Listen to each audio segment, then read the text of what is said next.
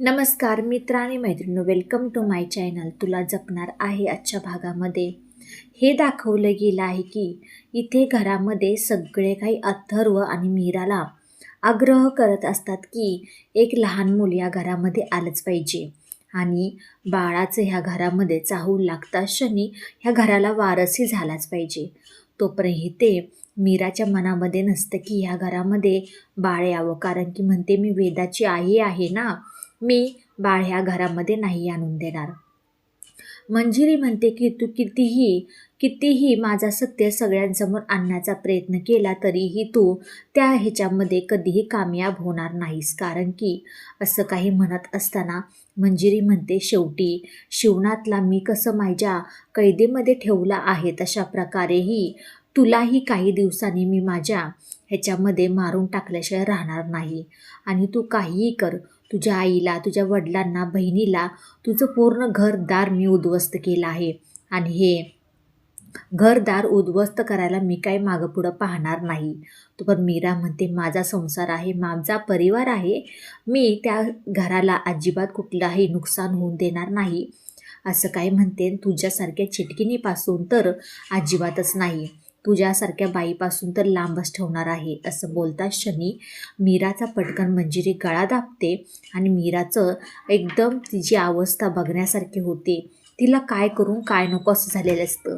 मीरा पटकन मंजिरीचा हात बाजूला घेते आणि म्हणते की हाच तर तुमचा खरा चेहरा मी सगळ्या घरातल्यांच्या समोर आणणार आहे लवकरात लवकर. असं काही बोलल्यानंतर न मंजिरी ही ते म्हणते जा जा, सगळ्यांना सांगाल जा माझा खरा चेहरा, माझं सत्य काय आहे ती बघू, तुझ्यावरती कोण विश्वास ठेवेल. तोपर्यंत ते दादासाहेब अथर्वला म्हणत असतात की तू आणि मीरा दोघेजणी विचार करा की बाळाबद्दल. तोपर्यंत ते मीरा येते. मला माहीतच होतं त्या बाईनं तुमच्या डोक्यामध्ये काहीतरी भरवलेलं असणार, म्हणून हाच तुमचा विषय चाललेला आहे. तोपर्यंत अनन्या येते. चल रे दादा, लवकर, आईला चक्कर आली आहे. असं काही ऐकता क्षणी दादासाहेब, अथर्व, मीरा, अनन्या हे सगळे जायला निघतात.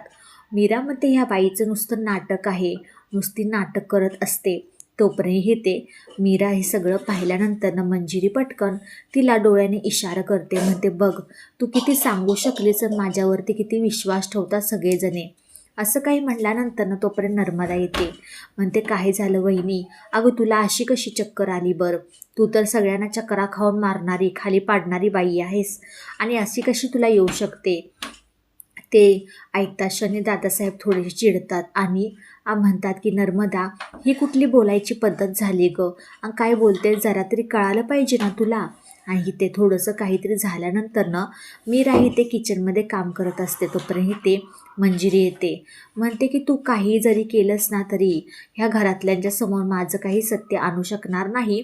आणि पुन्हा एकदा मंजिरी मीरावरती हात उचलण्याचा प्रयत्न करते. मंजिरी पटकन तिचा हात मुरगळते आणि त्या झटापटीमध्ये, दोघांच्या झटापटीमध्ये इथे किचनमधून भांडं पडतं. भांडी पडलेल्याचा आवाज आल्यानंतर नर्मदा म्हणते की काय गं मीरा, काय झालं.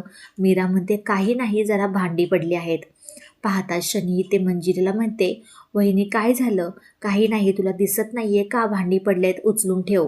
असं काही म्हणता क्षणी मंजिरी ही ती रागारागाने रूममध्ये निघून जाते. पण नर्मदाला थोडासा डाऊट येतो की ह्या दोघींच्या झटापटीमध्ये काहीतरी ही ते घडलं आहे, जरा विचित्रच असं काही तिला दिसत असतं. नर्मदा म्हणते की काहीतरी घडल्यामुळे मी तो सगळा काही सोक्षमोक्ष लावणार, ह्या दोघींमध्ये नक्की काय चाललं आहे ते. आणि येणाऱ्या काही भागामध्ये आपल्याला पाहायला भेटणार आहे की सगळे काही इथे डायनिंग टेबलवरती जे नाश्त्यासाठी बसलेले असतात. इथे मंजिरी म्हणते की अथर्व आणि मीराने तर मनावर घेतलेलं नाही आहे, पण आता आपण ह्या तो विषय काढायचा नाही आहे. नर्मदा असं काही म्हणते की जर मीराच्या जर मनात नसलं तर आपण काय करायचं, तिला जास्त आपण जबरदस्ती करू शकत नाही. तर मंजिरी म्हणते की जबरदस्ती म्हणजे सून आहे त्या घरची म्हटल्यानंतर ना तिचीही काहीतरी अधिकार, हक्क वगैरे आहेत की नाही, तिचंही काहीतरी कर्तव्य आहे ना ह्या घरासाठी. तोपर्यंत नर्मदा म्हणते माझा मुलगा आहे ना, तो देईल ह्या घरासाठी वारीस, तो पण मंजिरीला खूप राग येतो, म्हणते की रक्त एकदम तेजस्वी असायला पाहिजे.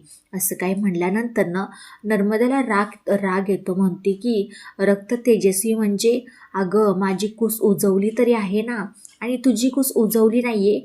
त्या बाईनं काय वंशाची गोष्टी कराव्यात, तुझ्यासारख्या बाईनं तरी ह्या गोष्टी अजिबात नसल्या केल्या तरी बरे होईल. असं काही बोलल्यानंतर मंजिरीला खूप राग येतो आणि येणाऱ्या काही भागामध्ये खूप छान ट्विस्ट बघायला भेटणार आहे, जो की नर्मदा आणि मीरा दोघीजणी मिळून घरातल्यांच्या समोर इथे मंजिरीचं सत्य लवकरात लवकर आणणार आहात. व्हिडिओ शेवटपर्यंत पाहिल्याबद्दल खूप सारे मनापासून धन्यवाद. आवडल्यास लाईक शेअर सबस्क्राईब करायला अजिबात विसरू नका. चला भेटूया पण पुढच्या व्हिडिओमध्ये. बाय सगळ्यांना.